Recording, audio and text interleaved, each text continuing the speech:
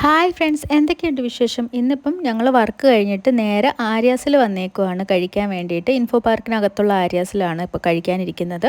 അപ്പം ഇന്ന് എന്നെ വിളിക്കാൻ വേണ്ടിയിട്ട് റിച്ചുവും ചാച്ചനും മമ്മിയും വന്നിട്ടുണ്ടായിരുന്നു. അപ്പം ഞങ്ങൾ എല്ലാവരും കൂടെ കഴിക്കാൻ വേണ്ടി വന്നതാണ്. പക്ഷേ റിച്ചു ഇങ്ങ് വന്നപ്പോഴത്തേക്കിനും ഉറങ്ങിപ്പോയി. അപ്പം ഞാൻ അവനെ എങ്ങനെയെങ്കിലും ഉണർത്തിയിട്ട് ഫുഡ് കൊടുക്കാൻ വേണ്ടി ഉണർത്താനുള്ള ശ്രമത്തിലാണ്. കുറേ ദിവസമായിരുന്നു മമ്മീനെയും കൊണ്ടൊക്കെ ഒന്ന് പുറത്തിറങ്ങിയിട്ട്.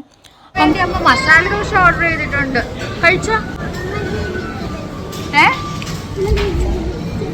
അമ്മച്ചി പിച്ച് തരണോ? അത് അമ്മയോ? അമ്മ പിച്ച് തരണം. ഉഴുന്നോടെ വേണോ? ഉഴുന്നോടെ വേണോ? അമ്മ പിച്ച് തരട്ടെ? ഇഷ്ടമാണോ മസാല ദോശ? തരാട്ടോ. ഒക്കെ വരുന്നോ? സാരമില്ല, മസാല ദോശ കഴിച്ചിട്ട് ഉറങ്ങാട്ടോ.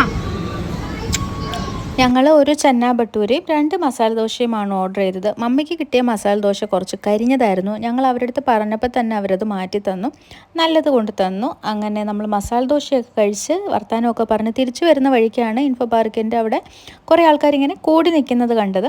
അപ്പം ഞങ്ങൾ എന്താ കൂടി നിൽക്കുന്നതെന്ന് ആലോചിച്ചപ്പോഴാണ് പുകയൊക്കെ വരുന്നുണ്ട്. അപ്പോൾ എന്തോ തീ കത്തുന്നതാണെന്ന് മനസ്സിലായി.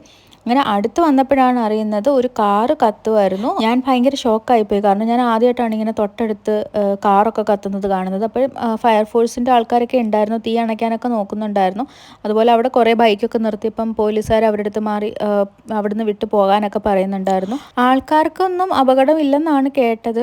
നിർത്തിയിട്ടിരുന്ന കാറാണ് കത്തിയെന്നാണ് അറിഞ്ഞത്. ശരിക്കും ഇത് എൻ്റെ കൺമുമ്പിലുള്ള രണ്ടാമത്തെ ആക്സിഡൻ്റ് ആണ്. ഒന്ന് ഞാൻ നേരത്തെ വീഡിയോ ഇട്ടിട്ടുണ്ടായിരുന്നു. ഞങ്ങളുടെ തൊട്ട് മുമ്പിൽ ഒരു കാറിൻ്റെ ഡോറ് തുറന്നപ്പം ഒരു സ്കൂട്ടറിലുള്ളൊരു ഒരു പെങ്കൊച്ച് റോഡിലടിച്ച് വീണ്, ഞങ്ങളുടെ കാറിൻ്റെ തൊട്ട് മുമ്പിൽ റോഡിലടിച്ച് വീണത്.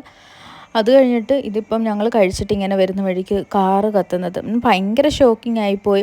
കുറേ നേരത്തേക്ക് മനസ്സ് ഫുള്ള് ഈ ഒരു കാറ് കത്തുന്ന ആ ഒരു ഇത് മാത്രമായിരുന്നു. അന്നേരം മനസ്സിൽ ഭയങ്കര ടെൻഷനായിരുന്നു. എന്തെങ്കിലും അപകടം ഉണ്ടോ എന്താ ഒന്നും അറിയത്തില്ലല്ലോ നമുക്ക്. നമ്മൾ ജസ്റ്റ് കാറ് കത്തുന്നത് മാത്രമല്ലേ കണ്ടോളൂ.